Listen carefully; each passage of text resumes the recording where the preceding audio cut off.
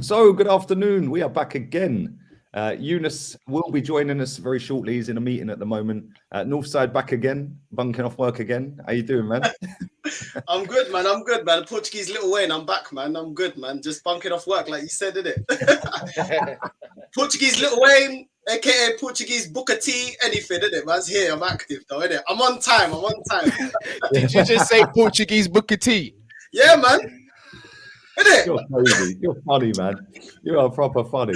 Innit? You gotta laugh, bro. You gotta laugh. Life is short, but I'm good, man. After the conversation we had, obviously after we finished last week's show, I got my channel back and running, innit? So thanks for you guys' advice and that. I'm back on it. Yeah, man. Send me the link for that and I'll plug it, man. I'll put it everywhere.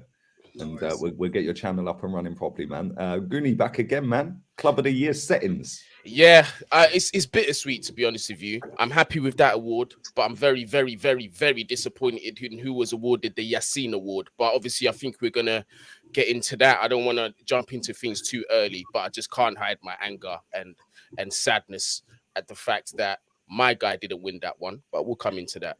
Yeah, man. Let's start with the winner.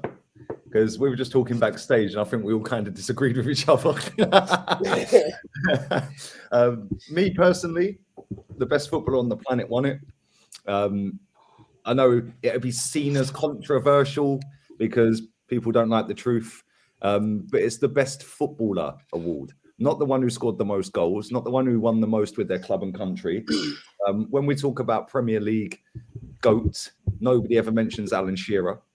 Why? Is the all-time top goal scorer. So when I looked at Messi winning it, fully deserved, man. 27 man of the match awards, 38 goals, 14 assists, won a Copa del Rey, won Copa America, was integral in a poor Barcelona team. Let's be real.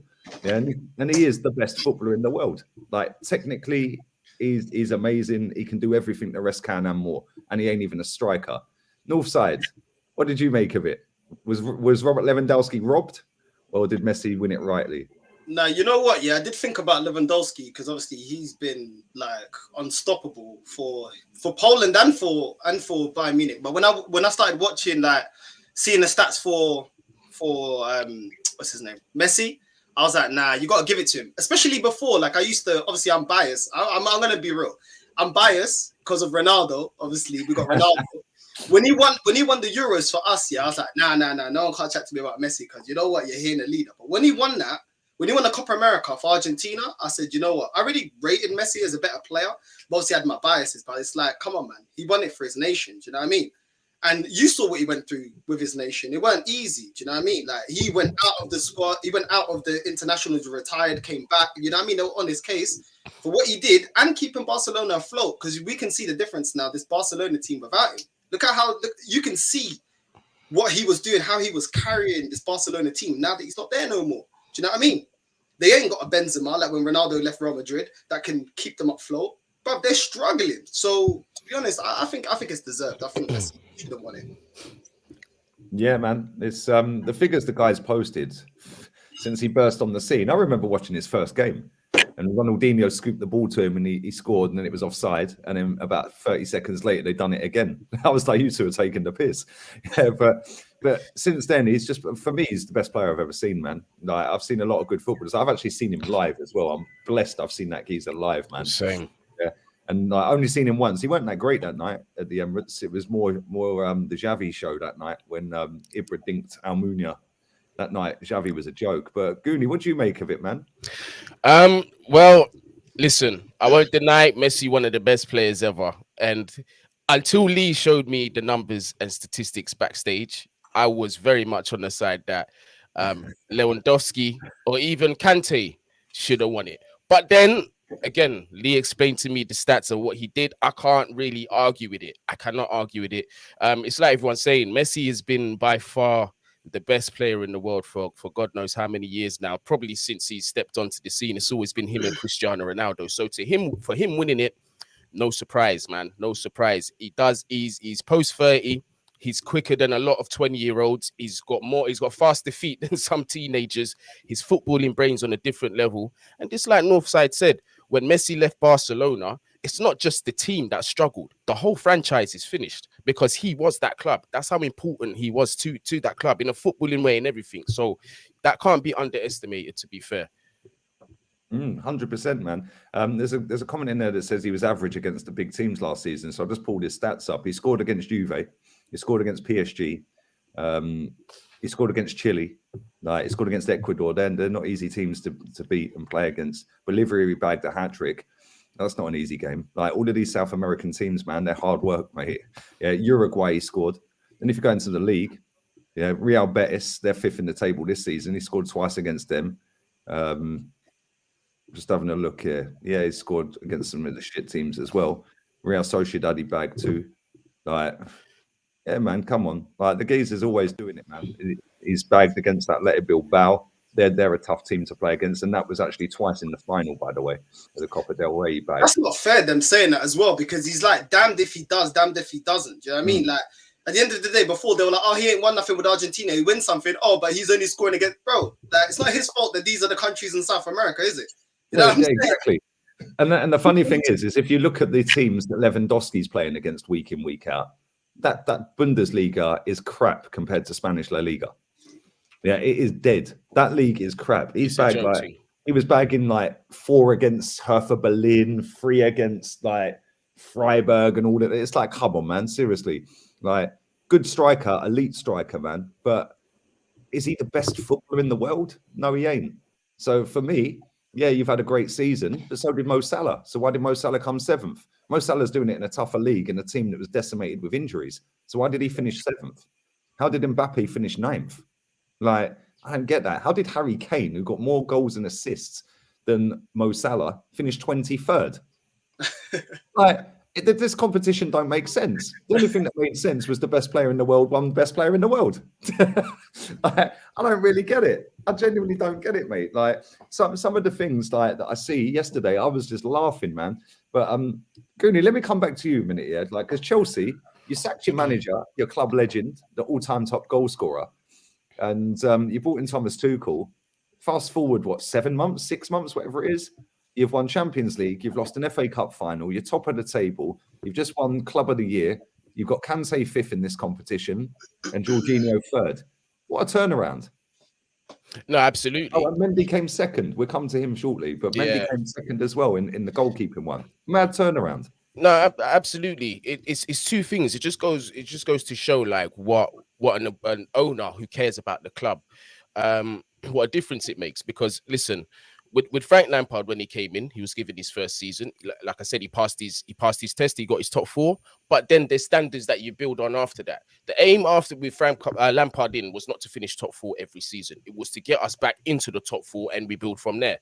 Lampard did that job. When it was clear that he was out of his depth, the boss said, respectfully, see you later. I've got to bring someone into the club that's going to win.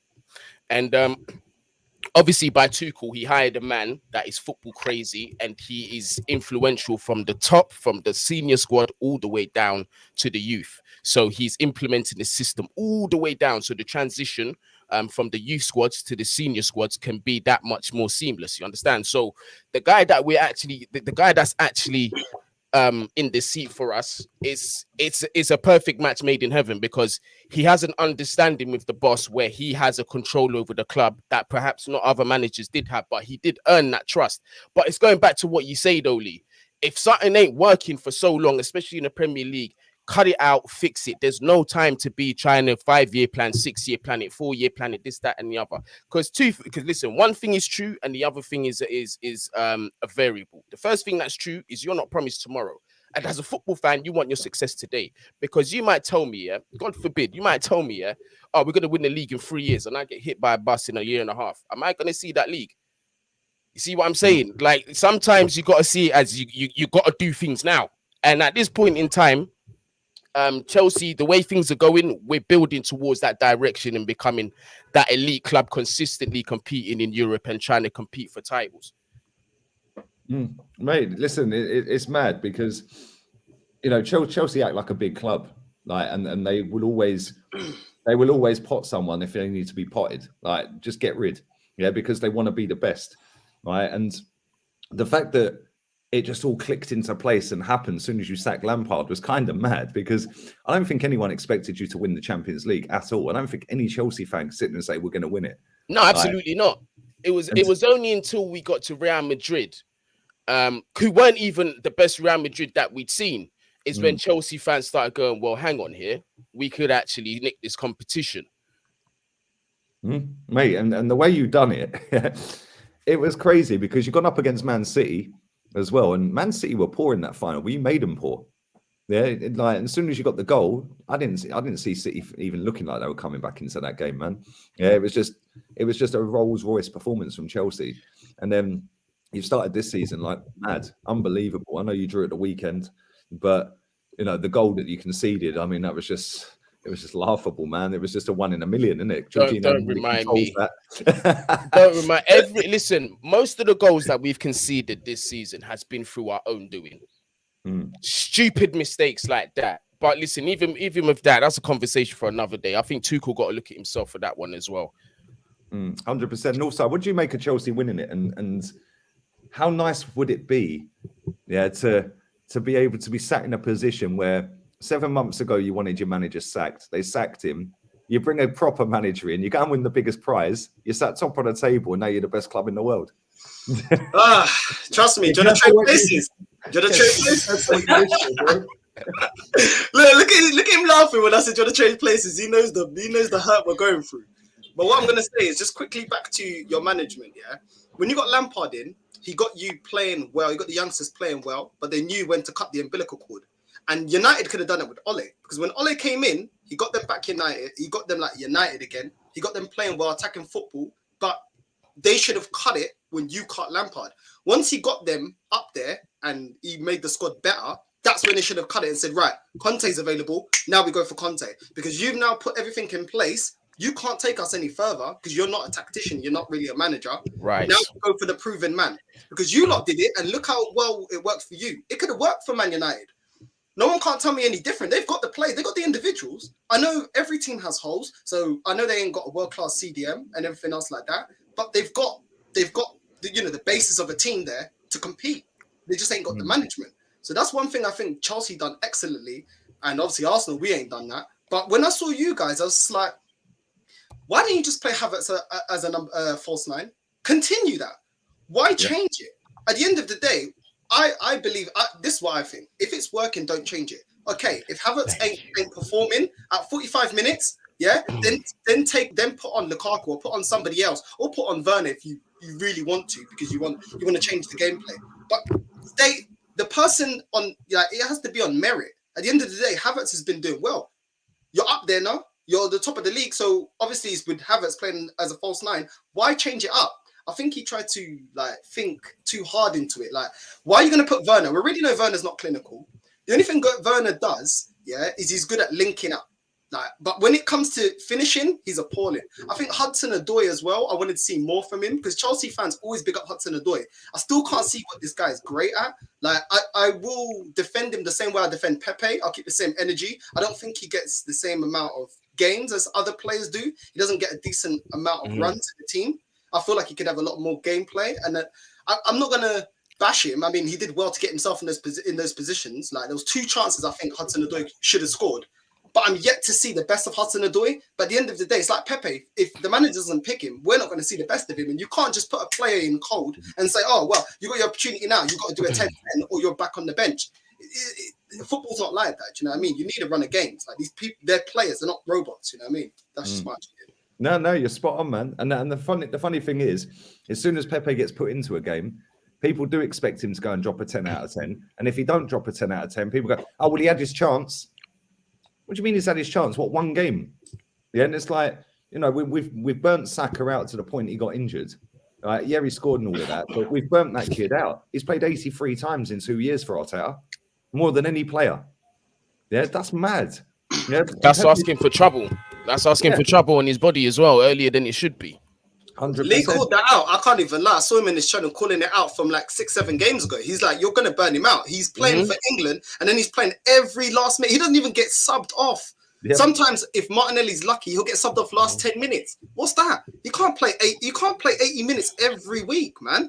You can't. Of any player, you're going to get an injury. Like, you need rotation. This manager does not know how to rotate. Especially when you're 20 years old, because your body's still developing. Right. Like, you're still doing gym work. You're still trying to bulk yourself up. If you look at a 20-year-old Ronaldo and look at a 36-year-old Ronaldo, it's chalk and cheese. They've still got acne, for fuck's sake. But then, you know what I mean? Yeah, they just came out of puberty, for goodness sake.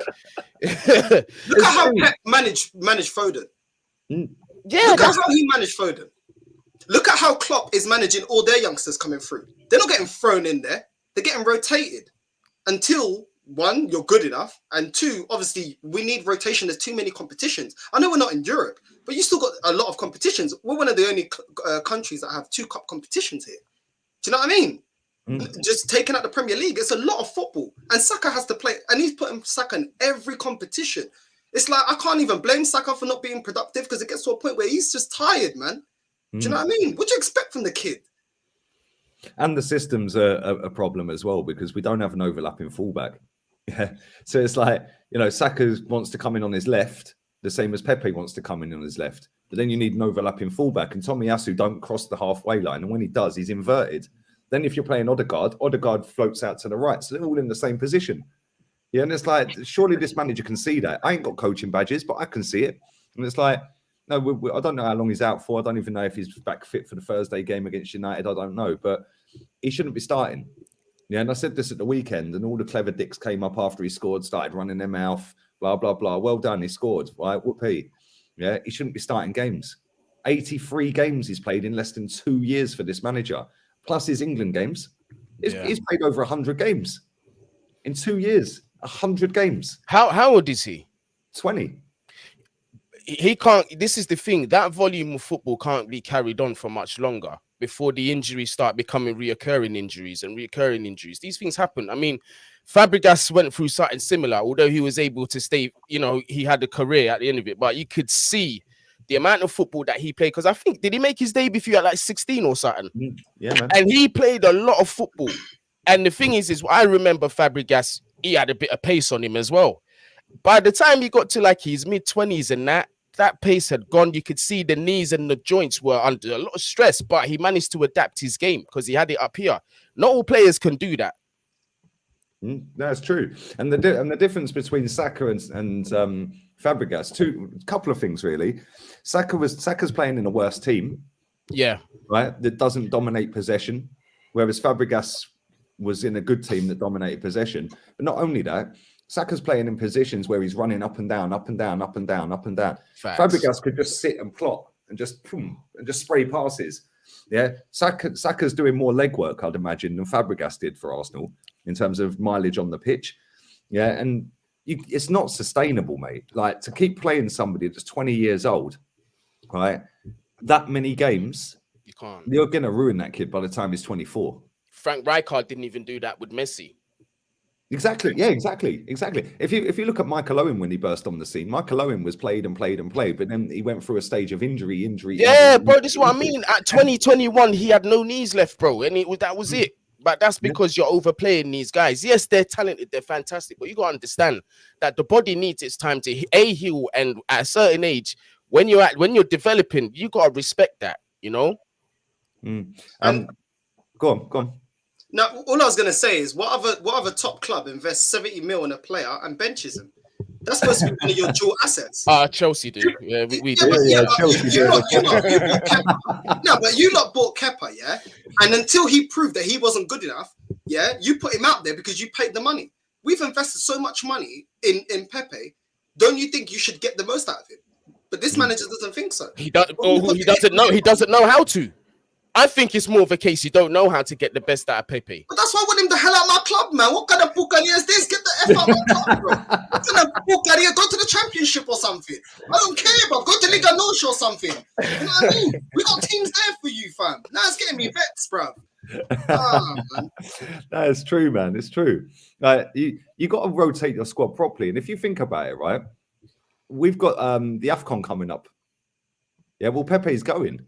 Is that still on though? Or are they thinking? Yeah, it's still on, man. Yeah, it's still on. So Pepe's going, Aubameyang's going, Partey's going, El Neni's going.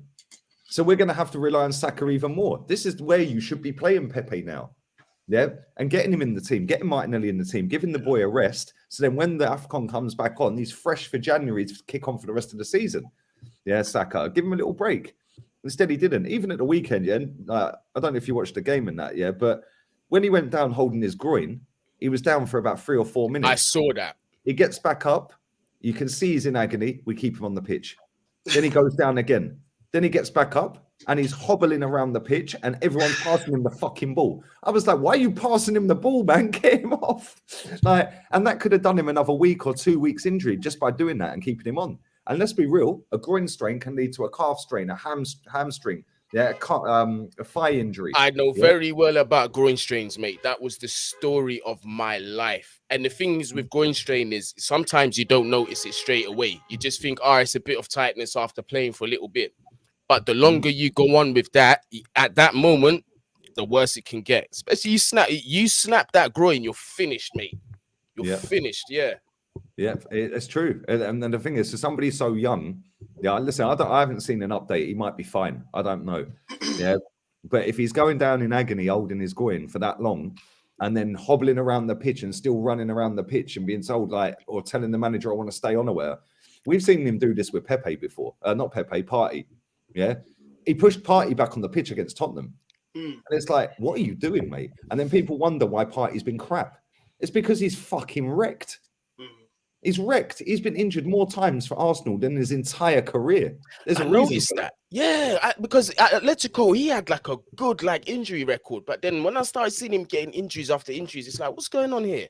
Do you remember a couple of seasons ago when Arsenal had the worst record for injuries? All our players are injured.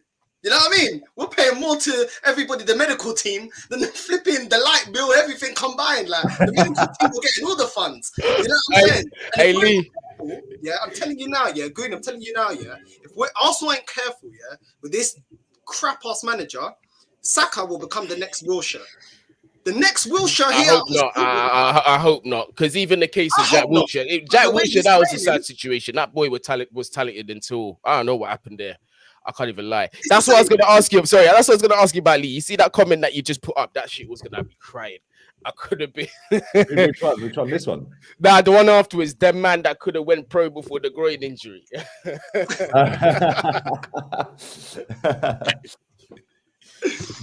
It's Joe. But you know what? With Jack Wilshere, again, it was the same thing. Just playing and playing him and playing him and playing him. And when you're playing big adult football, when you're a teenager, right?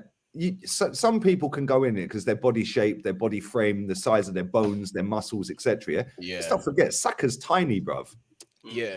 And he's getting kicked up in the air by big men every week. Yeah. Like, it's not fucking easy, mate. Yeah.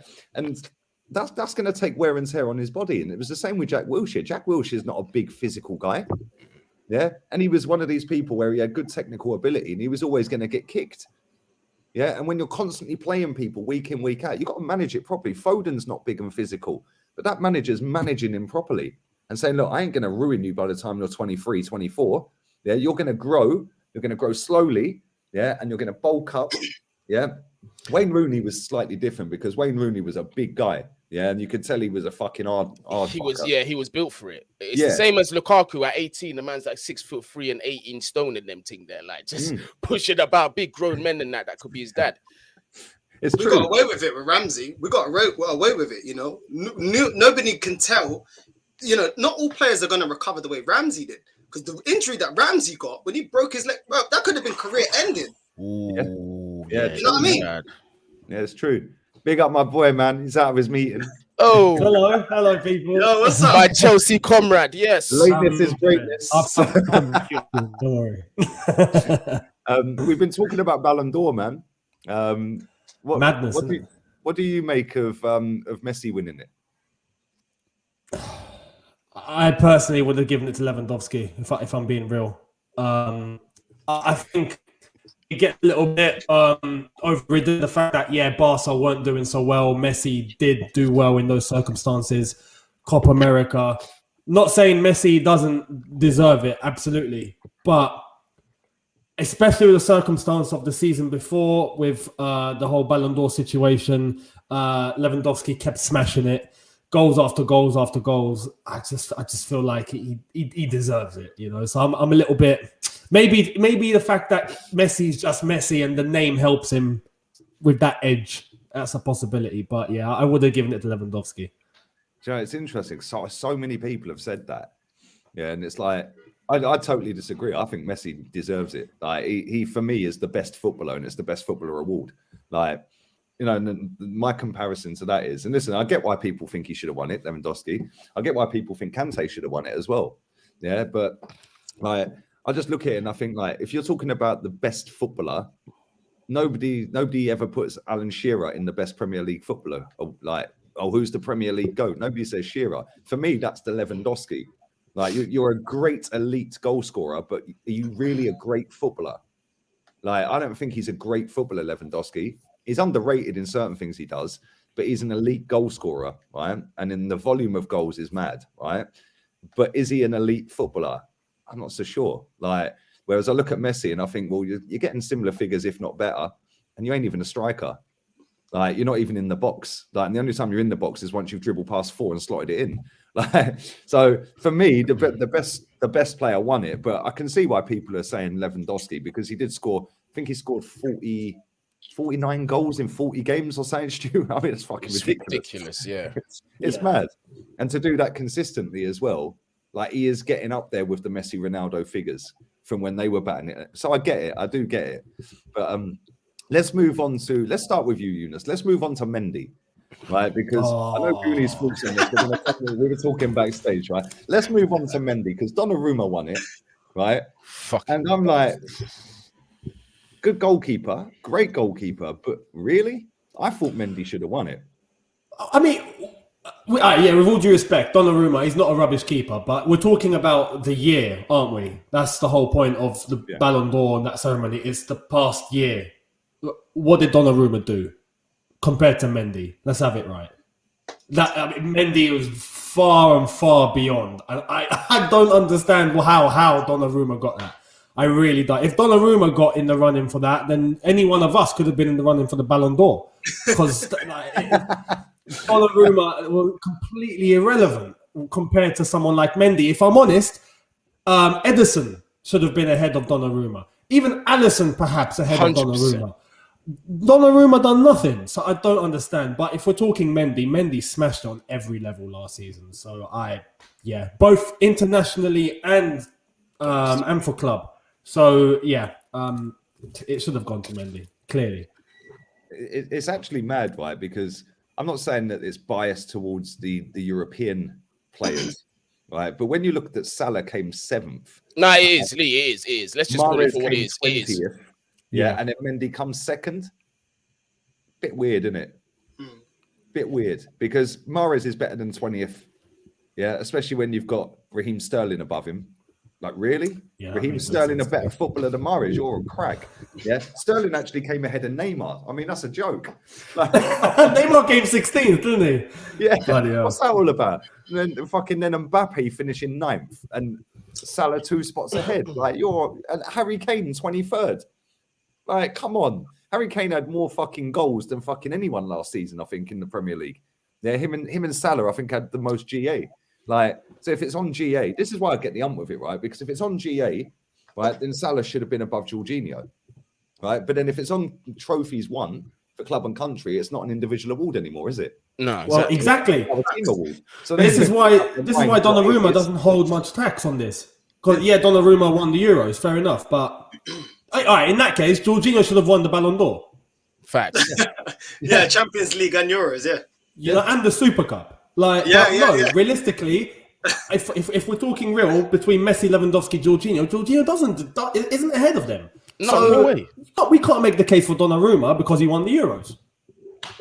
Yeah, it's actually fucking mad. Like they need to establish what it is that gets the vote and exactly what you're actually voting for. Is it goals and assists? Is it trophies and goals and assists? Or is it just fuck it, we're going to pick him because it's him? Like, because it makes no sense because there's players that don't get any goals and assists because of the positions they play, like Jorginho. Like I know he scored. I think he was your top scorer in the league last season. I think, wasn't he? Right, Yeah, but penalties. penalties, yeah. Well, you still got to score them. Yeah. But then you've got players like Salah, who played in a decimated team last season, that still bagged so many goals. And it's like, surely that was a better performance than somebody who was playing like in Jorginho's position, because he single-handedly dragged Liverpool into that top three. Yep. Yeah? He did. You know what I'm saying? It's like, especially when they had 20 different centre-back partnerships last season, and like we're getting pumped 6 straight home games. Like, it was mad. But then Jorginho, you can't underestimate what he did for Chelsea. Like, they need to understand. They need to work out what it is. Let me come to you, Goody. What do you make of this Mendy one, man? Bruv, I was absolutely disgusted. I was disgusted because to be honest with you, out of all the awards, I couldn't care less about the other ones. I just wanted him to get that one. And when I saw it was Donnarumma, I threw my phone on the floor because there was absolutely no fucking reason for him to win that ahead of Mendy. You're talking about the best goalkeeper in the Champions League last season and has awarded it, bro. You understand? Then look at what he's done domestically over the past. This is his second season. I know the second season don't count for this award, but if you still look at what he went and did, bro, it's not nothing that you should be looking over like that. Absolutely not. Mendy is a key reason why we've even got this Champions League. Some of the saves that this brother made are Champions League winning saves. And yet you want to put the brother second. Why? For what reason? Listen, you know what, Lee, before I get even more upset, I'm going to let you take the floor. Man's human. What do you make of it, Northside? I love the passion, man. He absolute facts. You know, when you got Kepa, Mendy come, and everyone's like, who the hell? Even I was like, who's this guy? Like, I've never seen this guy in my life. And the way he just slotted in so well, he's done the same job as Edison and, you know what I mean, as the other top goalkeepers at Man City and Liverpool. Like, you lot don't have an issue with goalkeeper anymore. And that's because of Mendy. And you didn't pay not even a fraction of the money you paid for Kepa. Do you know what I mean? Like, people got to put respect. He's a proper keeper, man. He's solid. He's solid with his distribution, saving, everything. Like, I get why you're vexed, innit? I get. Your inner Northside is coming out. You're bubbling. Yeah. You know what I'm saying? I know, bro. You just start shouting like, caramba. I get it, bro. Like, This is like when Henry got robbed, man, by Nedved. It's exactly the same. Yeah, it's exactly the same. Exactly. Like Nedved was a great player, but was he a better footballer than Thierry Henry? No, he fucking weren't. Like, you know, and like Henry was the best player in the world for 2 years straight, man. Ronaldinho pipped him, and then Nedved done him. Like, Ronaldinho, cool, yeah, but Nedved, like, come on, mate. no way. Yeah, that's like true. in that season, I think Nedved had like bagged about 4 goals. It's like Henry had done 20 goals, 20 assists or something, man. Like, and it was like he was fucking sitting people on their ass like Puyol and just looking back at him like, what? Football's about favoritism. Like, come on, let's be real. Football's about favoritism, flavor of the week. You know what I mean? Because at all clubs, like, I don't know how you lot feel about Chelsea, but I see it with Man United. I see it at Arsenal. Like, Saka can get away with things that Pepe can't. You know what I mean? Maguire can get away with things that Pogba can't. Absolutely. Like, let's keep it consistent. If you're gonna drag Pogba, then drag other people. You know what I mean? Other people in that squad. If you're gonna drag Saka, drag other people. Drag Aubameyang. I don't care. It doesn't matter who you are. Do you know what I mean? Keep it consistent. And it's not. It's about favorites and who's the nice guy and who come through the academy. Couldn't care less. I care about performances. Do you know what I mean? If you play well, you'll be told you play well. If you don't, you don't. Man United and Arsenal, like, I know Chelsea, your club ain't ever really in real turmoil. But like with us, because we're always in turmoil, there's favorites, bro. Like, there's people telling, you know, before, Lee, you know, there was people saying, oh, but the passing with Xhaka and this and that. Do you know what I mean? But then with Guendouzi, they're happy for him to get flung out. Do you know what I mean? One player gets treated one way and another player gets treated the other way. You know, Guendouzi coming up, piping up to a Brighton player. Oh, no, we can't have that. Yeah, the press is on him. Yeah. But then when Xhaka tells the fans to F off, oh, we'll forgive him. Oh, he's just one of the boys. You know what I mean? Get him a latte. Yeah, that's true, man. How many red cards has Xhaka had at Arsenal? Just out of interest. Because that guy's won me so much money in terms of cards. I'm telling you. I can't go further than that, but yeah. I think he's had 4, but I might be wrong. I think it's 4.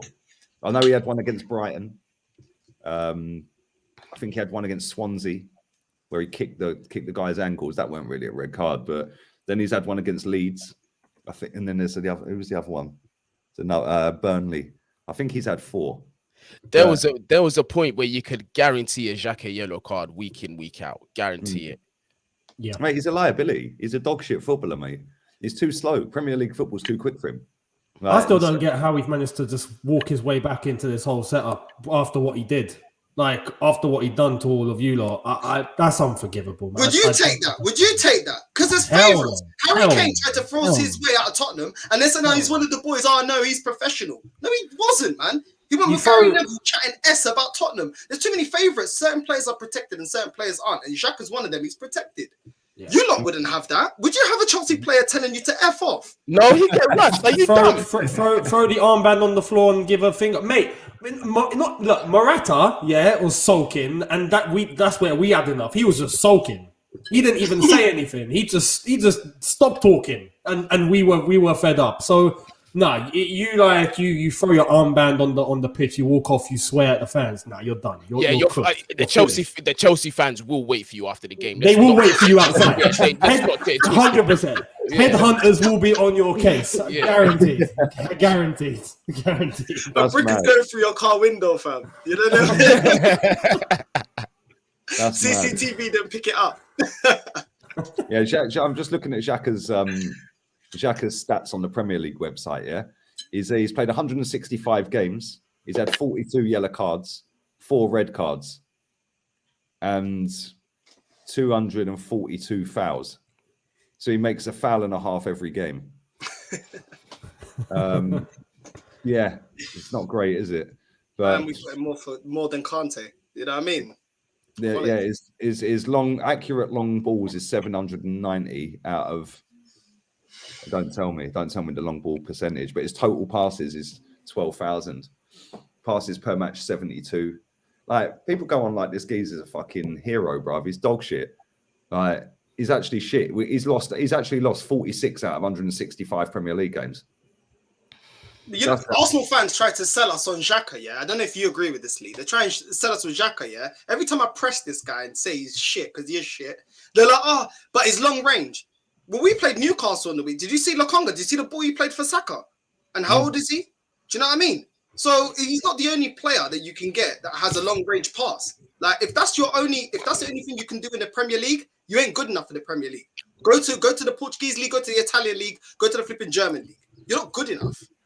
Well, that's the thing. In Germany, he looked like a well-beater, didn't he? He looked like the Swiss Pirlo. Yeah, he comes to the Premier League, you ain't getting time and space to spray 60-yard balls. You got no chance. You know, so when he pulls one off, everyone gushes, and it's like, come on, man, seriously, the guy is useless. I'd have Guendouzi in that team over him all day long.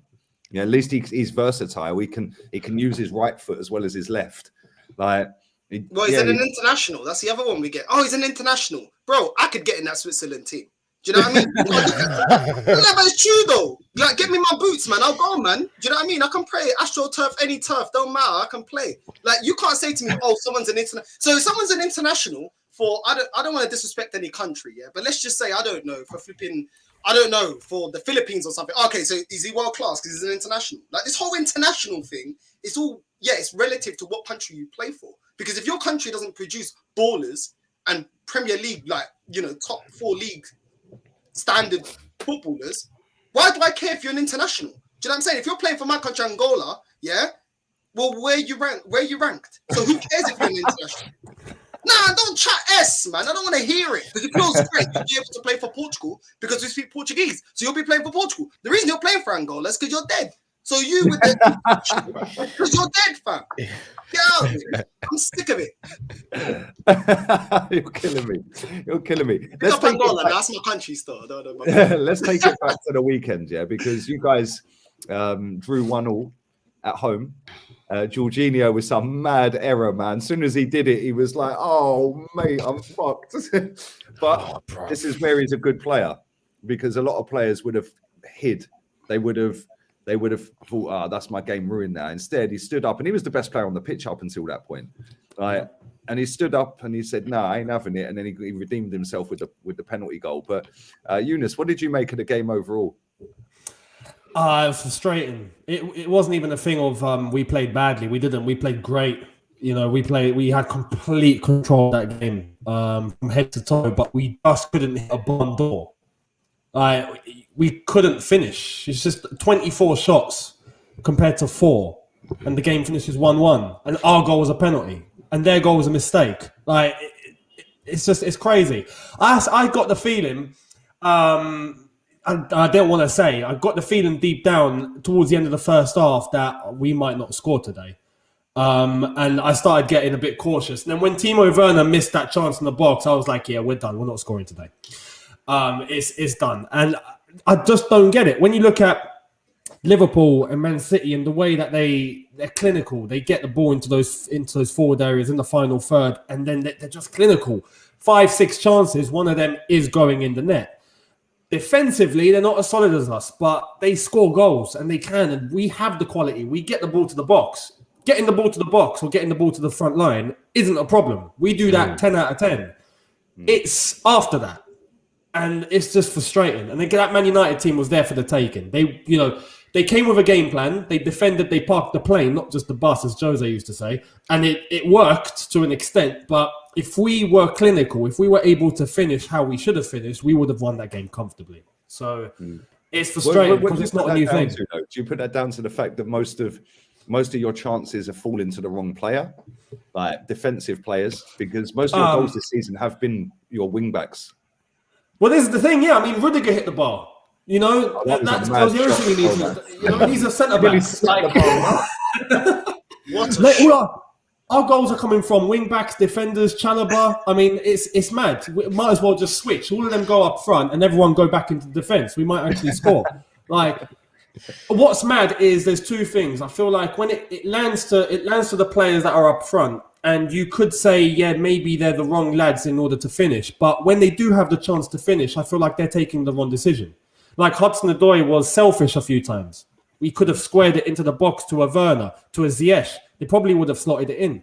The same goes for Ziyech. The time when it did land to Werner, he hit it wide when he had the whole goal in front of him. So it's just a case of multiple factors happening at the same time, and it's just not clicking. It's just not clicking. Did you think that leaving Lukaku on the bench, like in hindsight, was the wrong move? Because when he came on, I don't think he looked that great when he came on.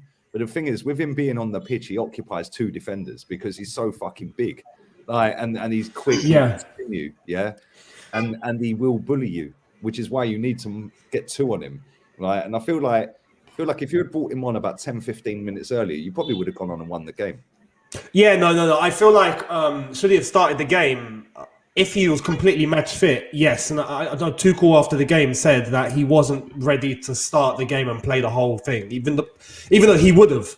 Like, if he was match fit completely, he would have started the game. But should he have come on earlier, and should the subs have happened earlier? That's the one thing I criticised Thomas Tuchel that day. He waited too long to make those subs. So, yeah, I would have brought him on 60th minute or so, and he would have probably had impact. Yeah. I agree, man. Goonie, obviously, Rudiger missed an absolute sitter in stoppage time. Obviously, he'd seen that young lady's tweet. Hence why he skied it down the King's Road.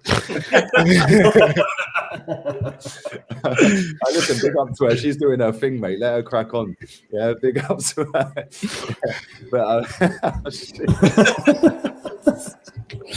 Behave. I've been a good boy, but yeah. What did you make of the performance overall? And are you worried that you're going to get more days like that, like where teams are just going to park the bus against you? Because Man United didn't want to go there for a win. Like, do you think it's going to happen more often? Yes, because that's what happens to the best teams. Is teams tend to put 10 men behind the ball a lot of the time as a contingency plan to make sure that the damage control ain't really, it's not as bad. So we're going to see that a lot with Chelsea. But my thing is this, yeah, and I got slaughtered for saying this, but it is what it is, bruv. We all have our opinions. I think Tuchel has to look at himself very closely for this game. Yeah. And to those people that want to take that as I want Tuchel out, allow it. Please just behave, bro. You can criticize. Sometimes you can point things out, bro. You understand? But it's a thing where, like, when I saw the team sheet, the front three I was a little bit worried about, and the Marcus Alonso situation I was a little bit worried about as well, because Ben Chilwell coming out of that team, it took out a lot in our attacking dimension, because you see how important our wing backs are in our game. But it was that front three. Because you see, after Callum Hudson-Odoi had that opportunity, the one that he missed against De Gea, United put 10 men behind that ball. And I say this, yeah, when have we ever seen a useful Timo Werner playing against the low block? When Timo Werner has to play in front of defenders, he can't hold up the ball, He's got no touch. His passes go astray. Bruv, what else do you have left? You see what I mean? So there's that. Also, with Callum, this is what I'm going to say about Callum, right? A lot of people saying he should have scored that goal. He should be scoring more goals. I agree he should have scored that opportunity. But what I see from Callum Hudson-Odoi, that boy is a playmaker. If the chances had been converted that Callum has set up, then he would get more flowers than what he's getting now. But in terms of chance creation, that boy is on smoke. And also as well, you got to understand, him not being partnered with Ben Chilwell on that left side is a different game for him altogether. So there's also that factor. Now, I'm going to come on to their goal. I'm going to come on to the Jorginho goal. Now, I'm sorry, the Jorginho mistake. I'm going to start with Tuchel. I saw this once before with N'Golo Kante in the centre half, and it was your boy Martinelli that breezed past him. Kante slipped. Yeah? This time round, yeah, you're leaving Jorginho, the slowest man on the pitch, on the halfway line on his ones against counter-attacking Manchester United with Marcus Rashford in that counter. Yeah. What do you think's going to happen if anything goes wrong? Jorginho ain't getting that ball. Rashford or Sancho was always going to be first to it. Now I'm going to come to Jorginho. Bro, as a man that didn't play professional football, but I know what I'm looking at, yeah? Why on earth are you going to try in that situation? The ball is hanging in the air and it's also spinning. It's very difficult to judge where that ball is landing. Bruv, don't control it against Manchester United. All you had to do was head it either backwards, to the side, or just back into their own half, bro. You didn't have to go for the touch, bruv. I do want to say, did you hear what Tuchel said afterwards in terms of what the reason was? Oh, nah, bruv, I had head loss. I had to switch the TV off. All right, so, you've been to the bridge, so you might know. Tuchel said that the reason why Jorginho misplaced that control was because his eyes got caught in the lights. But this is my point. What are you doing controlling it anyway? So he couldn't see the ball. No, apparently he could not see the ball. It was a case of just put your foot and hope. But my concern was this. When Sancho ran off with the ball, you could see that the next man after Jorginho that was running after Sancho and Rashford was Alonso and Hudson-Odoi. Rightfully so. Because they are the ones that are compensating for the centre-backs going into the box. So why are they so far forward? They should be next to Jorginho. So, yeah, you're right. That whole situation was avoidable. 100%. 100%, man. And listen, Northside, we got them on Thursday. Their manager, Ranić, can't get a work permit in time. So Carrick's in charge. But any Arsenal fan who thinks that we're going to Old Trafford... Is he still in charge? Yeah, Carrick's in charge. I thought Ranić got cleared now. Is Ranić not cleared? No, he's not. No, he's not been cleared. Oh, wow. Okay. Yeah, so he can't take charge of the game. But if anyone thinks that Ragnick's not going to be on video calls, like, that's what I was going to say. Yeah, he was probably involved in the game at the weekend. They probably had some earpiece on and a bobble out on or saying, do you know what I mean? He's probably telling the note to Fred and all of that. Like, do you know what I mean? Like, that's not Carrick. That's not Carrick. Come on. Like, it wouldn't surprise me if he was involved already. Northside, are you confident? We beat them last season, 1-0, penalty Aubameyang. That was when our fans went nuts because El Neni was pressing in stoppage time. They wanted to give him a new contract. Yeah, oh, look, he's pressing 92nd minute. Well, that's your job, mate. Like, do you think we can go there and do him again? Or do you think that we're just not good enough to get a result against them in terms of, and when I say not good enough to score a couple of goals, because I feel if they score, we're gonna need at least 2. If they come out attacking, like I know this Manchester United team always did under Ole, I don't think we can contain them. I think we're gonna lose. And this is the reason why. Partey's out of form. Ben White can't header a ball. If they're gonna be crossing into Ronaldo, they start Ronaldo. Ben White ain't gonna get onto that. If Gabriel doesn't get onto it and challenge him, well, that's a header, that's a goal. So if they're whipping balls into Ronaldo, that ain't going to happen. And I feel like every time since we started, well, not since we started the league, but this season, Brentford have pressed us and other teams have pressed us. Every team that's come here and tried to press us, we always capitulate. It's not just Liverpool. You know, Brentford did it. And man for man, they got inferior players to Man United. If Man United come and press with Rashford, with Sancho, with Ronaldo, I know Ronaldo doesn't press, but if they put Fernandes or whoever, they got a lot of players that, you know, they're great. They got a lot of match-winning players. What have we got to defend? Because Partey's out. Partey isn't playing well. Lokonga's playing okay, but we can't rely on him to control the whole midfield. Ben White isn't any good, so we're only relying on, you know, Tomiyasu is all right. What we're gonna rely on? Ramsdale to put in another 10 out of 10 performance. You ain't gonna have a 10 out of 10 performance every game, and they're gonna be, you know, they're gonna be shooting. They're gonna be looking to. Are you man at OT? Yeah. Oh, okay. Yeah, Ooh, that's okay. what I'm saying, man. I don't think we're going to go there and be able to put up a level of performance against a team that have got a better defense on paper. Yeah, people are saying, yeah, but Lee, our defense is a lot more solid. Our defense is a lot more solid in terms of we don't get counter-attacked as easily as we used to. We still have lost 4 games this season. We lost 13 last season. So in the last 51 games, we lost 17. Right? We've still got a minus goal difference, and we don't score enough goals. We've scored 15 in 13 games. So I think if people think that we're going to go to Old Trafford and suddenly put in a masterclass and it's going to be 2-0, 3-0, it ain't. Out of our 15 goals, I think 10 of them are coming 4 games. And under this manager, we haven't put a consistent performance in 90 minutes. Even when we thrashed Tottenham, that was a 45 minute. That was 45 minutes. The second half, they could have got back into the game. So that's how you know that this team ain't properly coached, because you can't play 45 minutes pressing, and in the second half, he's like, everybody sit back behind the ball because he's flipping, you know what I mean, squeaky bum time already at 45 minutes. That's why I don't believe if United come out pressing us, we're going to lose, because Arsenal can only be consistent for 45 minutes under this manager. He made a good point, because when you really think, Northside, you made a good point, because I really was trying to think back to, because I watched a lot of the Arsenal games, obviously working with troops and that. I can't think of a 90-minute performance that you lot have put in from start to finish that's been good. That's why me and him are vexed. That's why me and Lee are always vexed, bro. Yeah, but this is what our fans do, though, yeah? Our fans go, yeah, but we slapped Tottenham. Yeah, we might have slapped Tottenham. We slapped them It's for 35 Tottenham. minutes. It's Tottenham. We slap them every year. They Yeah? lost the plumbers. Do you know what I mean? It's like, and then it's, that's- yeah, but we slapped Villa. Well, whoopee. Yeah, I guarantee if we played Villa now with Gerrard, we ain't going to slap them. And even that game, we were only good for 30 minutes. The Leicester game, we were good for 40 minutes. But in all of these games, these teams have had chances to come back, right? And the goalkeepers had to make save after save after save after save. And it's like, it's not sustainable. You know, when your goalkeeper's man of the match every week, we see it at Anfield. The goalkeeper was still man of the match, but we come up against a good team and he conceded 4, right? And we scored none. We're coming up against a good team. Our fans were all laughing the other week when we lost to Liverpool, saying, oh, well, it could be worse. Could have got slapped by Watford. Yeah. Well, guess what? You're not laughing now, are you? Because if they win, I think they're a point behind us.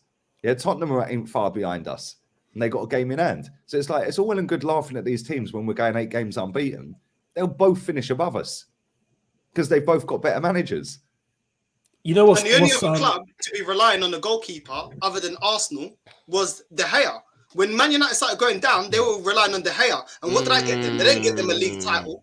Where did that get them? So why are we just relying on Ramsdale? And that's what gets me so flipping pissed off. Because people, on my review, yeah, I come out and I was like, that was a load of BS, yeah. And people are like, oh no, but look at what Martinelli did, what Kosaka did. Yeah, that's moments. You got to look at the game as 90 minutes. Because as a team, what Saka did, what Martinelli did, that was moments of brilliance. That wasn't a style of play. How many times do they do that? How many times? So if he can do that, why can't he get Pepe doing that then? If that's his style of play, why can't he get Pepe doing that consistently? Why can't we get other wingers doing that consistently then? If that's our style of play, it's not. It's moment of brilliance. But a lot of footballers, yeah, I'm gonna tell this now, yeah. I know a lot of people that watch football. All they do, they come in Monday morning. Sky Sports. Oh, I'm looking at the highlights. Oh, Saka. Oh, well, world class from Saka. Oh, Mane, world class. But that's how you're watching football. You're not watching football because you want to go to the club. Well, guess what? I watch the 90 minutes and then I'm going to the club. So I can talk my S because I watched the 90 minutes, not highlights on flipping Sky Sports, caramba. Yeah, it's true, man. It's true. And listen, I've had loads of people kicking off because I said Saka was shit at the weekend. He was shit. Go and watch the 90 minutes. He did fuck all apart from score that goal.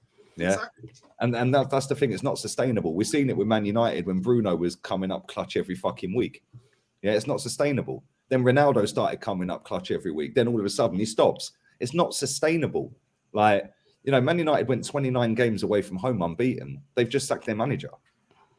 Yeah, so it's all well and good having these runs of forms, but they're irrelevant unless they lead to something. And if you're getting away with moments, it's not sustainable, man. And I just don't see us beating Man United. I really don't. I just think they've got too many match winners in that team. And even if we park the bus against them, Pogba can slap a screamer. Bruno can slap a screamer. I think Pogba and Varane are still injured. They're still out with thigh injuries, the two of them. Oh, really? Pogba's still out? Well, that's a bonus then. But like, where's our screamer coming from? We ain't got anyone in midfield that shoots, like, let alone scores a screamer. Depends how Man United set up, though, to be honest. Because, like, you saw against us, they didn't just park the bus, as I said, they parked the plane. Like, they just sat back and done nothing. If they do that against you lot, I'd give you guys a bit of a chance, especially with the fact that you guys are playing one game a week. Man United are not. That seems to have helped Arsenal the last few games. You're playing one game a week.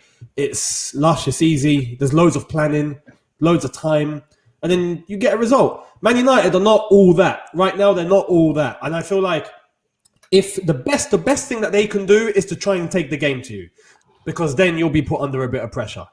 If they try and sit back like they did against us because they're scared for somewhat reason, I don't know, then you guys might just have a little chance, I'll be honest. But Eunice, when we do all this sitting back nonsense that we do against everyone, we only ever nick a 1-0 or 2-0 against the lower teams. Name another big team that we've got points from in the league sitting back and just waiting on them to attack us. We don't. We capitulate against City, Liverpool, Man United, everybody. I mean, Man United, the thing. It's not consistent. We can't get points off the big teams. We can do it against a Norwich or Burnley. We used to be like this under Wenger, though. Slap all the little teams or beat the little teams and get piped every big game. It's like we just done a full 360 5 years later. It's mad. Listen, I am going to have to wrap this up, guys. As much as I'd love to sit here, I'm 4 minutes late for Terry's show. He's going, are you coming, bro? Are you coming? So listen, Eunice, what you got coming up, man? You got any videos coming out? So brand new Reddit video coming out later. Match preview for Watford Chelsea as well, and then the watch along match review for tomorrow, and then we look forward to the weekend. Obviously this keeps going now. It's a hectic time, so just constant content. Yeah, man. Listen, make sure you go and subscribe to Eunice. His link is in the title of the video. Man. 5K, less than 5K from 100K now. So less than 5.